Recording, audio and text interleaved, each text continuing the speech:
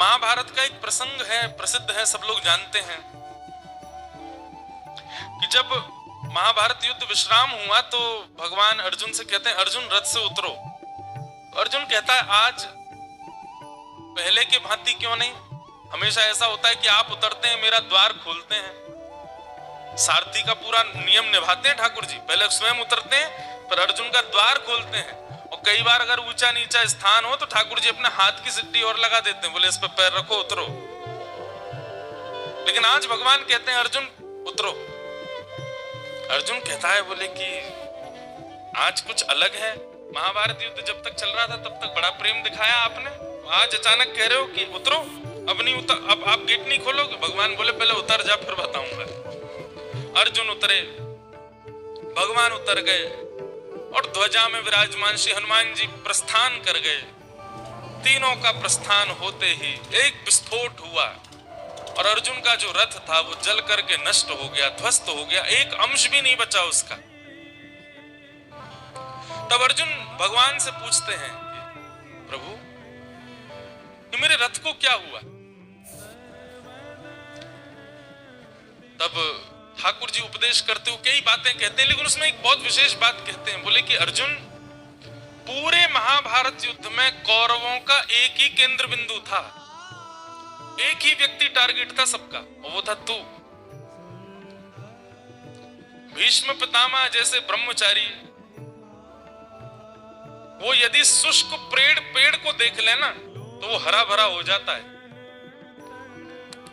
भीष्म पितामह यदि किसी तालाब पोखर को देख लें और वो यदि अपवित्र हो तो वो परम पवित्र हो जाता है, प्रसन्नता से यदि देख लें तो।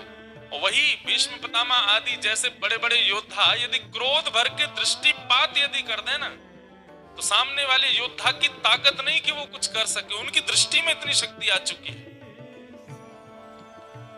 तेरे रथ को इतने सारे बड़े बड़े योद्धा, इतने बड़े बड़े तपस्वी योद्धा थे ये सब, इन्होंने इतना क्रोध भर भर के देखा, लेकिन क्योंकि मैं और हनुमान जी बैठे थे इसलिए किसी भी प्रकार का कोई बात आया नहीं।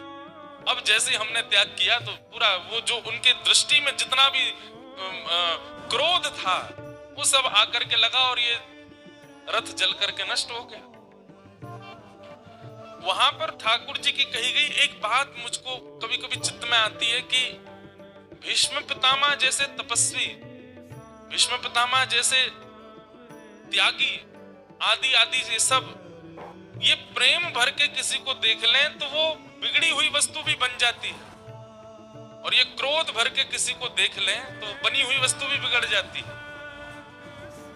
वो बात कभी कभी चित्त में ऐसे आती है कि सद्गुरु प्रयच्छति गुरु प्रीतो वैकुंठम योगी दुर्लभम। श्रीमद् भागवत के महात्म्य में कहा कि गुरु यदि प्रसन्न हो जाए तुमसे, गुरु यदि प्रसन्न होकर के दृष्टि से देख ले आपको, तो ठाकुर जी ना चाहते हुए भी आपसे मिलेंगे, क्योंकि गुरु आपका प्रसन्न है। गुरु की प्रसन्नता है तो ठाकुर जी को ना चाहते हुए भी आप पर कृपा करनी पड़ेगी, आप पर अनुग्रह करना पड़ेगा। और गुरु यदि आपसे प्रसन्न है तो ठाकुर जी चाह भी रहे होंगे तो भी आप पर कृपा नहीं कर पाएंगे। गुरु बहुत बड़ी भूमिका निभाते हैं। तो महाराज जी, मुझे कभी कभी ऐसा लगता है कि हमारे तो अब हम तो ऐसे ही बालक हैं, सामान्य बालक हैं, कुछ भी कर दें, कुछ भी बोल देते हैं, लेकिन गुरु रूप में पिता मिले, पिता के रूप में गुरु मिले तो अनायास ही गुरु प्रसन्न ही रहते हैं। और गुरु प्रसन्न रहते हैं इसीलिए हम बन रहे हैं, इसीलिए हम बोल पा रहे हैं, इसीलिए हम कुछ कह पा रहे हैं। नहीं तो बिना गुरु की प्रसन्नता के ये संभव नहीं। तो भले ही एक एक्स्ट्रा मुझको एक कृपा ज्यादा मिल गई है कि पिता ही गुरु रूप में मिले हैं, तो वो छोटी छोटी बातों पे तो नाराज होते ही नहीं है, प्रसन्न ही रहते हैं। तो प्रसन्नता उनकी रहती है, वो देख करके मुस्कुरा जाते हैं, हमारी वाणी बन जाती है, हम कुछ बोल देते हैं, कुछ गा देते हैं, बाकी अपनी सामर्थ्य नहीं है।